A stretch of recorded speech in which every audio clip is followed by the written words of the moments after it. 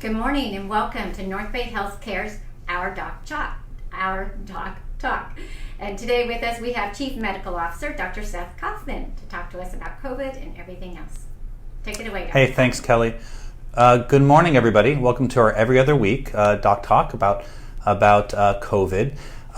As I've done in previous sessions, I'm going to start with some numbers and a few minutes on the kind of hot topics for the last few weeks. There's actually a lot, and then we'll go right into your questions. I hope you're safe.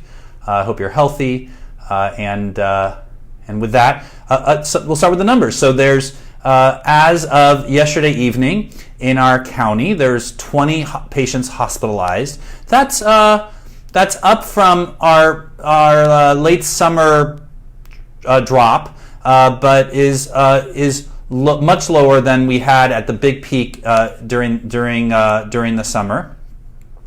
We've had a total of 76 deaths in our county. That's about a 1% death rate, and we've had two in the last week.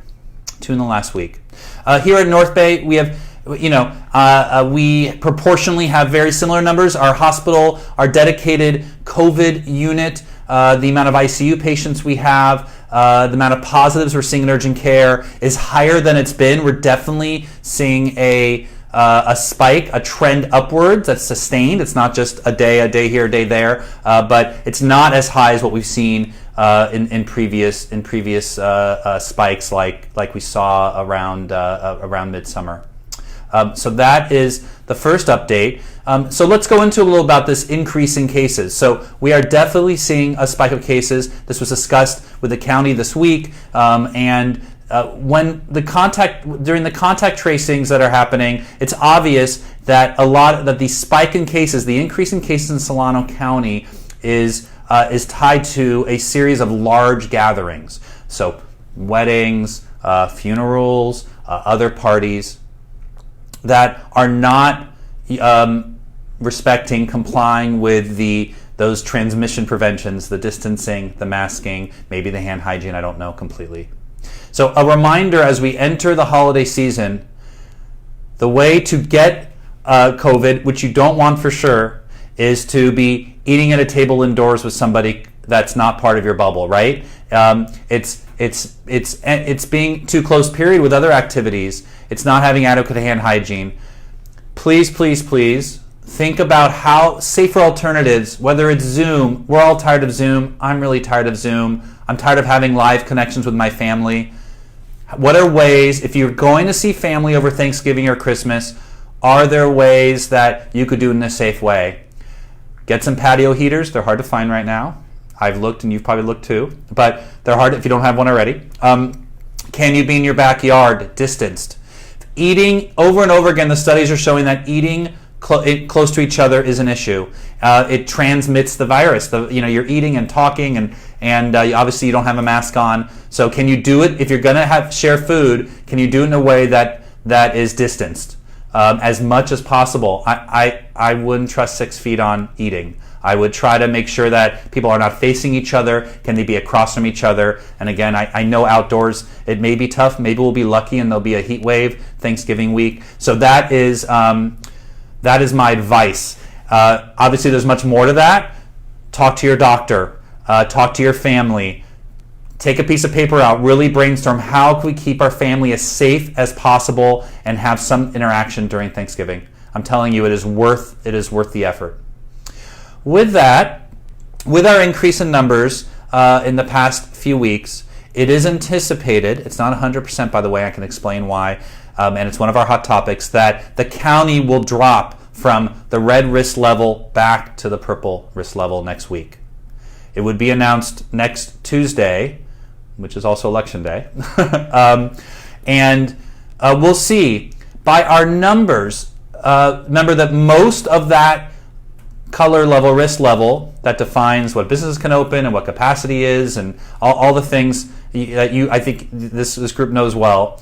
The two big numbers that they use are the positivity rate and the case rate. So positivity rate being how many people are positive compared to how many are tested total, and the case rate is how many new daily cases. By our positivity rate, we remain in the red, and some weeks we're in the orange. But the case rate has really gone up in the last few weeks. On Monday, the county received results for 61 new cases. If you're above 7 per 100,000, you're in the purple zone. So, we're a little over 400,000 person county. You can do the math, way double that, right? We're double that on Monday. So we are way into the purple zone. There is, from our government and others, there's comments about like, oh, this is just because we're testing more, but it's not. As I said at the beginning, we're seeing an increase in hospitalizations too. Hospitalizations are independent of testing. If you're sick enough to be admitted to the hospital, then you're sick enough to be admitted to the hospital. So it's nothing to do with whether you're tested or not. So I hope that makes sense. It's definitely a sustained increase in cases, and I guess the good news is it's not a mystery why. We know that it's from large gatherings for the most part. There's not some mysterious transmission we don't know about. It's because people are desperate and they want to have that interaction, and there's important events taking place, and they are choosing to have these close gatherings. So think about it. In other words, this spike is preventable. And again, leading to hospitalizations, it's leading to more deaths. Okay? It's not guaranteed we'll go back to purple. I think we all know well that it has a devastating effect on our small businesses, on some of our big businesses, on our economy. That has an impact on health. We want everybody to be safe. We also wish that in a smart and a safe way we can continue to reopen businesses and stay safe. So we do get, while the numbers show that we're in that purple level, there's credits given, there's correction factors based on how much testing we do. There's a health equity metric that we do very well on as a county, and so those get factored in, and there's a chance we'll stay in the red. I'll tell you that I know our county is, and we are too, closely watching the numbers this week, because if they are going to make a case to the state that although we're in the purple, we want to stay in the red, it would be nice to show that the spike is just temporary. It would be great for them to say to Governor Newsom and the state, hey, we know we're in the purple by our numbers, but look, we've had a drop in cases. We know what we're doing. We're protecting our citizens. Let us stay in the red. So I know they're watching it closely, and we all should be supporting that and trying to get that case rate down so we can stay in the red, keep our businesses open. Okay, so that's hot topic number one. Hot topic number two is vaccinations. So there was a major study this week from the UK showing a waning immunity. So they tested people, a large group, then they tested them again, and these are people who had COVID, and they saw that over several months the antibodies dropped to 0 or nothing or low.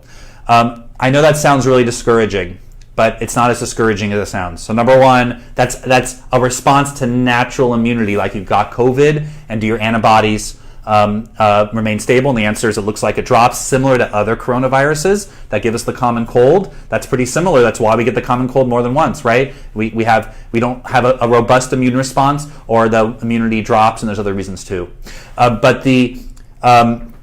So the first thing to know is it's not good news, but it's not horrible news. Artificial immunity boosting through vaccines may be sustainable, right? A few of the vaccines that are vaccine candidates that are out there and close to being done with their studies and require 2 injections over 1 month. So maybe 2 injections do it. Maybe that the artificial response to your body, that you had, the artificial injection and the response might have a different effect than the natural immunity that we see. So that's the first thing to know. Also, there's different kinds of immunity. It's not just the antibodies. There's cell-mediated immunity. So all I'm telling you is that it's not encouraging news, but that's not like a deal breaker that there won't be an effective vaccine. A common question I get is, are vaccines safe? If we get one in California, should I get in line? Should I be first in line? And can we trust the process right now? It's really hard for me. That's a tough question.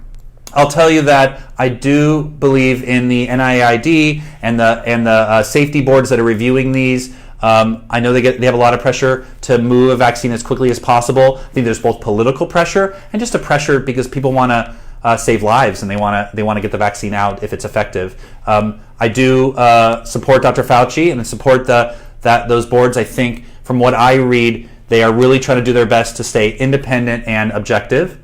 Governor Newsom has announced that there's going to be an independent advisory board reviewing whatever vaccine comes to California. Other states are jumping in also to that. I think all that together, I will feel safe getting the vaccine when it comes out. Now, there's a caveat there.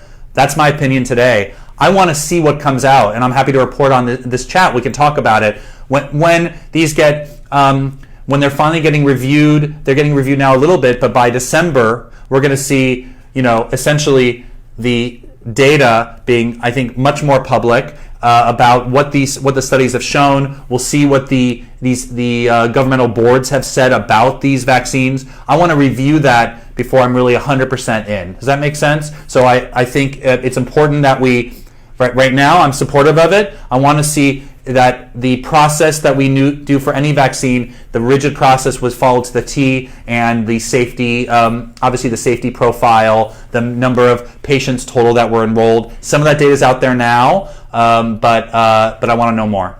But there's a lot of vaccine trials out there. There are other countries that are starting to actually vaccinate their citizens. We're going to get more and more data, and I hope that my opinion I just told you will be supported. So more to come on that, but right now I'm feeling supportive, and we'll see what our own California advisory board thinks. We'll see which one goes to market and is approved by the board, and then we'll go from there. But I think by end of December we're going to have a candidate that likely goes to market, and we'll have some doses of a moderate or hopefully even more moderate effective vaccine. The last hot topic for today is about new testing. So many systems, including NorthBay, have received new antigen tests. And I want to go through that for a few minutes, and then we'll go right into your questions. The class of tests we have, so we have PCR tests. Some are faster than some take several days to come back. Some are very quick, within hours. NorthBay has 2 different PCR tests that come back within hours and are very, very good tests. Then we have the Abbott ID Now. That's been a very controversial test since early in the pandemic. That's a very rapid test. It's kind of its own mechanism of how it works, and it's received. There was a fairly substantial NYU study that came out early in the pandemic showing it wasn't a very good test. Since then, actually, it's had fairly mixed results, some showing much more support for it. Our government uses it, and we use it here at NorthBay and feel that it's effective in certain populations. So there's that test. It kind of stands on its own. These new tests, these antigen tests, and there's several of them. There's the ones we have here is the BD Veritor, if you want to look it up, Veritor, and the Abbott Binax Now. Abbott likes to, these names are very creative. Abbott Binax Now. These are 2 fairly rapid tests. They come back very quickly, 15, 30 minutes once it's run, by the way. So that doesn't mean it's really 15 minutes. It's got to be prepped, and there may be other tests in the machine, and so it takes time. But they come back very quickly. We know antigen tests. It's what we use for rapid flu. And probably what's going to come out as we get more and more data about it is that the accuracy of the test is good, not great like the PCR test, but good. That's probably what's going to come out, is that it's good. We've been using the rapid flu test, again, similar type tests for decades. So I'm saying that to you because a very common question is like, how good are these tests? Honestly, we don't know completely. It's just too new. We've learned a lot in 9 months, but it is still just 9 months. Again, rapid flu test, decades of data showing it's accurate and what's wrong with it and why some years it works and some years it doesn't, right? So we are still, it's like, we're still very early on in learning about how accurate these tests are. They did get moved very quickly into production. So no test is perfect. In medicine, we combine the clinical symptoms, the test results, the context, like exposure and history and who that person is. We put that all together. We make a very, very educated guess about whether that person has COVID or not COVID. Same what we do with the flu. Same what we do with cancer, where we look at cancer results and where it is, and we make preliminary opinions, and then you get biopsies. There's a whole process. Very few things are 100% early on, and we do confirmatory tests and things like that. COVID, it's even harder in some ways. I said that to you because you shouldn't trust any test. On the flip side, these tests are very good. So that's why we, on this call, to our colleagues here at NorthBay, to anyone I talk to and family, I remind them that even if they had a negative test, hand hygiene, social distancing, and mask wearing is very effective. And the small chance that they actually have it, chances are they have, if their test was negative, the chances are that even if they have it, it's probably a very low viral load. In other words, there's not a lot of virus in their mouth and nose. That's probably why the test was inaccurate, and we'll never know that. But even if the test is negative, I remind my family member, I remind my patients, I remind my colleagues that we shouldn't rely on the test 100%. That masking and all the things we do to keep from transmitting it to others and getting it ourselves is very, very effective. So we have a new test at NorthBay. It's a good test. We're going to be rolling it out here, and we're excited about that. Those are my hot topics for today. Kelly, Sally, what do we have for questions?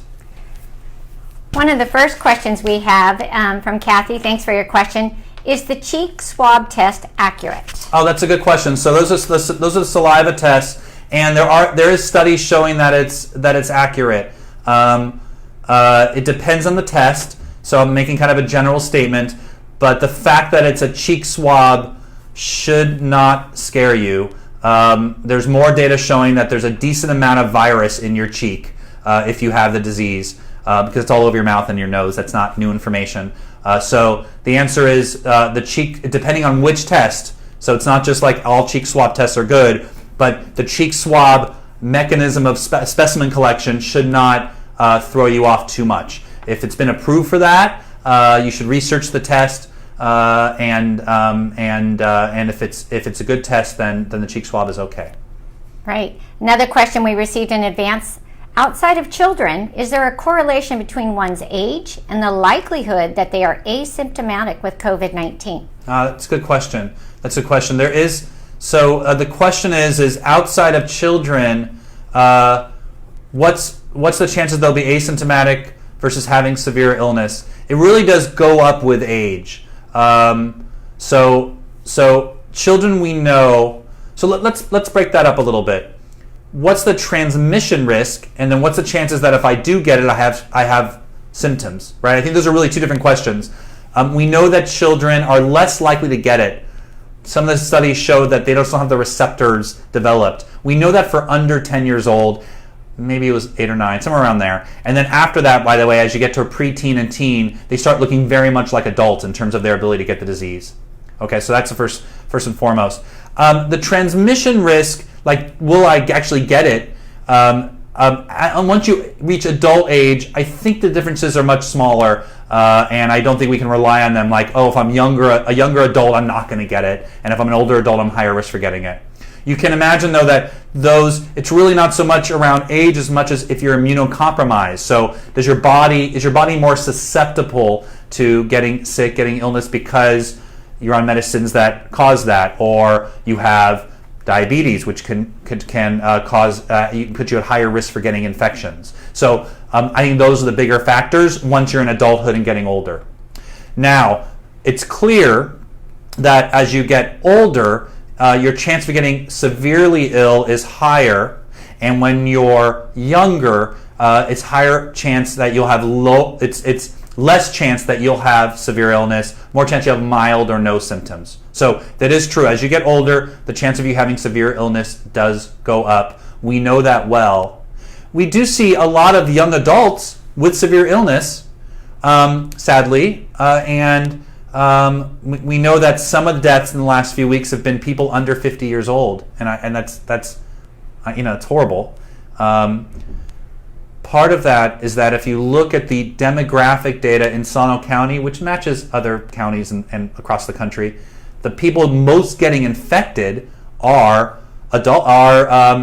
under 50 years old, are like 20 to 50.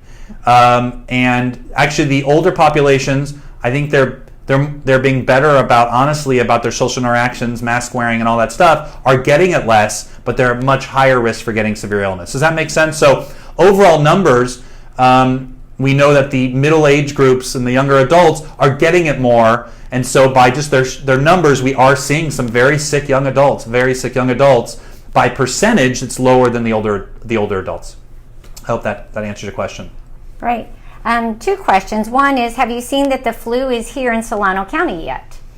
Okay, so the question is are we seeing flu? We're just starting to see flu.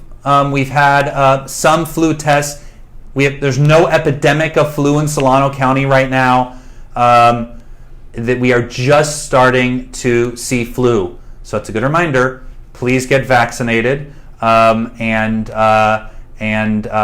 don't get flu that way. Remember, it takes a few weeks for that vaccine to have effect. So you should be getting vaccinated right now, or I'm hoping everybody who's watching has already received their flu vaccine. It's a good reminder to me. I did want to make one other comment. We do have testing for both flu and COVID.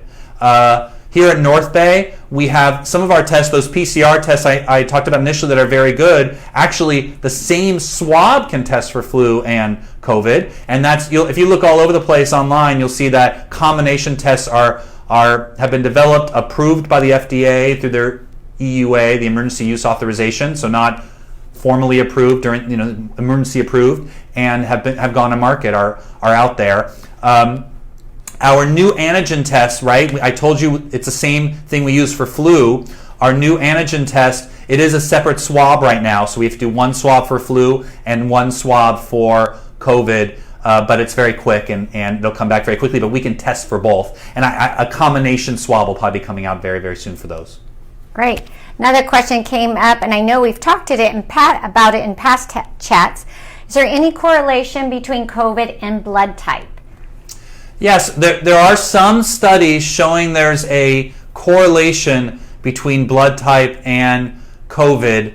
I don't have those results on me right now, but there's a few studies showing that your blood type, a certain blood type may make you more susceptible or more protective. I don't remember the exact which types of blood are more protective, and it definitely was not 100% like you're superhuman and you're not getting it if you have a certain blood type, and it wasn't even close. So you don't see it really in the press that much because it's not a mechanism to not get it. Like I don't have to wear a mask or worry about things or anything. So, but there was some trends towards certain blood types being more susceptible.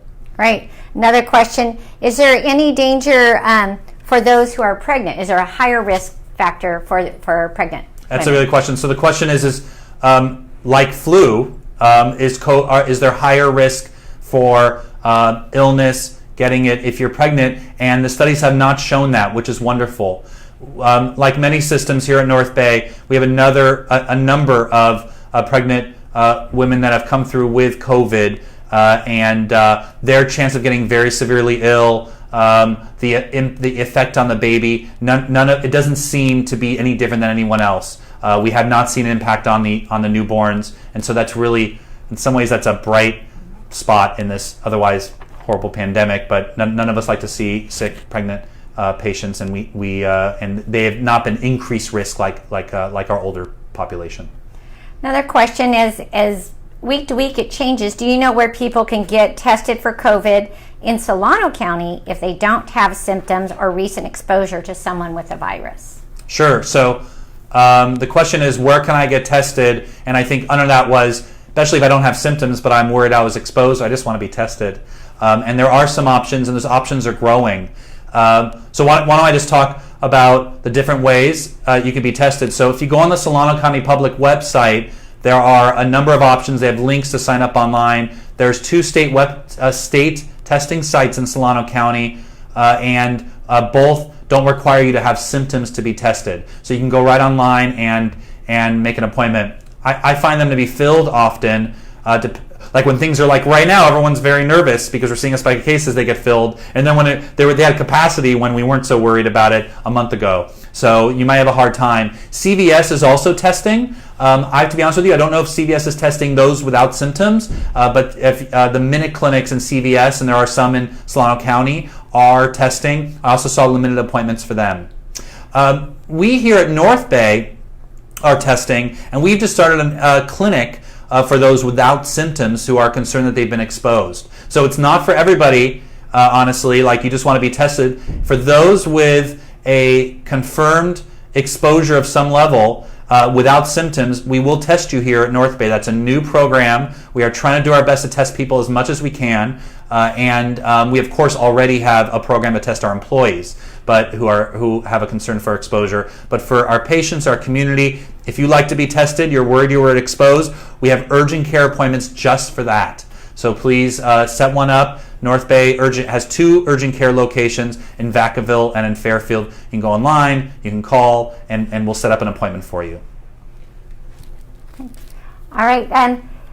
As we know, Halloween is just around the corner, and I know we've talked about it in the past. Do you want to make any comments about Halloween time and staying safe? Sure. So I think the question is around Halloween and recommendations around Halloween and any thoughts on Halloween. And it's tough. Holiday time is the toughest, right? We're coming to our big 3 holidays, depending on how you see Halloween. I know around me, it's one of the big ones. So Thanksgiving, Christmas, Halloween. It's just so hard to try to maintain these transmission precautions and have some, and for our well-being, to have some level of a party or something, have some activities. That's the word I'm looking for during these holiday times. I'm going to start by just saying that nothing will feel worse than if we have activities with our family and we learn later that somebody got ill from COVID. Right? That's not going to feel good. Right, so it's not going to feel good to that person, and it's not going to feel good for anyone who actually set up that gathering. So, not to scare you, but it happens all over the place every day around here, and a portion of those people will get severely ill, especially the older people are at high risk. So, again, reiterating the importance of really being methodical, detail-oriented, and really make sure that you are thinking through a safe activity for these holidays. On that note, Halloween this year is not going to look like any Halloween we've had, at least since I've been born. The CDC has put out recommendations talking about mask wearing, talking about doing alternative activities outside. Absolutely good idea. Can you show a movie on a projector outside and people can be sitting distanced apart with masks on? That's one idea. I know families are putting together things like scavenger hunts or thinking different ways to have candy involved, but not having you going house to house getting candy, which places people at risk. So that's my quick minute on Halloween. Use the same rules you're going to use for Thanksgiving and Christmas. How can I safely have an activity that keeps people distanced, not having them touching the same things, wearing masks, not eating close together at all? Is there a way to do this? And there is. We can do it. Our kids will understand. Our other family members will understand. There are ways to do it. CDC, CDPH, they've all put out recommendations. All of them are fairly common sense recommendations around staying distance. I think there's comments around that costume masks are not the same as the masks we use for transmission. So let's follow it. Let's do it. I'm going to do it. You're going to do it. And we'll keep everybody safe. Great. Thank you. We have one last question, then we'll wrap it up. As COVID is on the move, do you want to just refresh everyone's memory on what are the most common symptoms? Loss of smell, taste, fever. Have any of those symptoms changed? Yeah, the symptoms have not changed. So the question is as we see this spike of questions, and there's a spike of questions. I appreciate all the questions today. There's a lot of them. This spike in cases, have we seen a change in the symptoms? Not recently. The loss of smell and taste began early in the pandemic as a minor symptom, like low percentage, but it's grown. So, but that was really something we learned 6 months ago. But just the loss of the smell is real. I could tell you from my own experience assessing patients, talking to families, that sometimes that is the only symptom, and people like to just talk it away, and they say, oh, it's just my allergies, or I don't smell that well anyways. I want you to think about it. If it's real, go get tested. Don't try not to ignore that symptom.